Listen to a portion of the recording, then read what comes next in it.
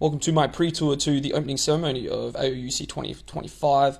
Had an early morning flight, landing late in Japan, so I stayed in a pod hotel overnight there, and then made my way from Narita out to Shibuya, as I'd done some research and found a NFL and lacrosse store where I could potentially get some cleats that you can't get in Australia. So did some shopping, tried some on, and picked up a new set of cleats. After that, I linked up with one of my teammates who was also staying in the city, and we took a bus out to meet the rest of our team, where we got picked up and we met at the accommodation and then headed out for the evening to play some scrims.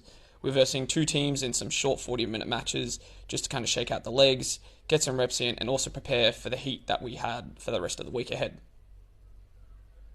Nice! 3,000!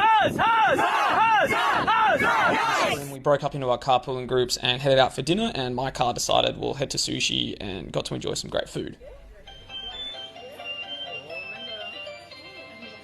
The next day we made our way into the main streaming fields where they were going to be hosting the opening ceremony, where we could line up and meet all the other teams. We walked through the ceremony, got to have a great speech from the organising committee and some of the local politicians that were also there organising the event. And of course we had to check out the merch tent, which I have never seen one busier in my entire life. There were so many people there. Then as a team we decided to head out to one of the beaches to see what it was like, and unfortunately we couldn't swim even though it was 36 degrees. And to finish the day we went out and watched some of the other teams we were going to be versing later in the week to get some insight, and finish the day off with a shopping trip to one of the local humongous supermarkets that they have there.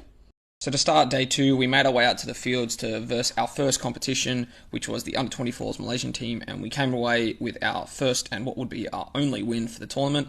But it eventually started raining not long after. And when I say raining, it was really coming down. It got to the point where we had to play in quite a lot of puddles, as you can see here.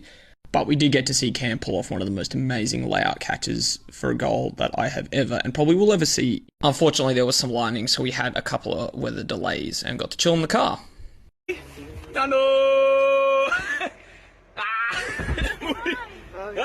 After about 15 minutes, we made it back out on the field and kept playing through the rain, but eventually it wasn't much longer until we had a second weather delay with the lightning, and we ended up just making the decision with the Singapore team that we wouldn't play the final point of the game.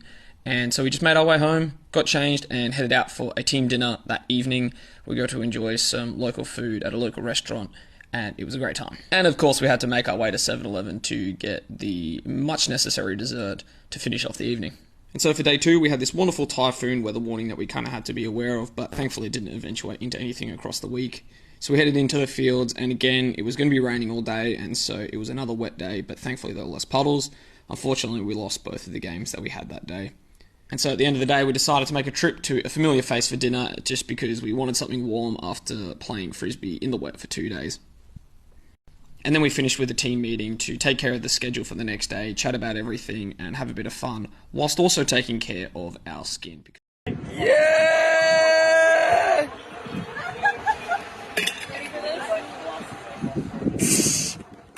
For day three of the tour, we were trying to bring the energy as we were all really tired. We had our first game of the day against Tapia, which was a Malaysian team, and unfortunately we lost 8-15 to them.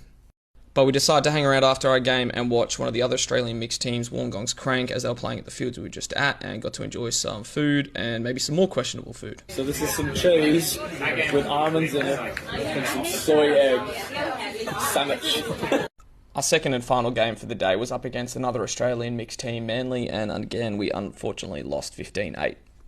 But at least despite the losses for the day, we got to go out and head out to the team-hosted party, which was a lot of fun, being able to hang out and just get to see a lot of other people from all the other teams. Our final competition for the tournament was up against a club favourite, Odin's. We had a great game where we were in the lead early, but sadly we lost Universe Point 13-12. And of course, to celebrate, we had to enjoy an Australian classic, followed by a cheeky bit of trading with our favourite team. We then decided to head back to the showcase fields to join in on the trading with everyone else. And a few of us decided to stay back to brave the heat and watch all 3 games of the finals. Because why not? You're there. Might as well see it in person, right? And to finish out our last day of the tournament, when Japan, what else are you going to do as a team? We decided to head out and do some karaoke.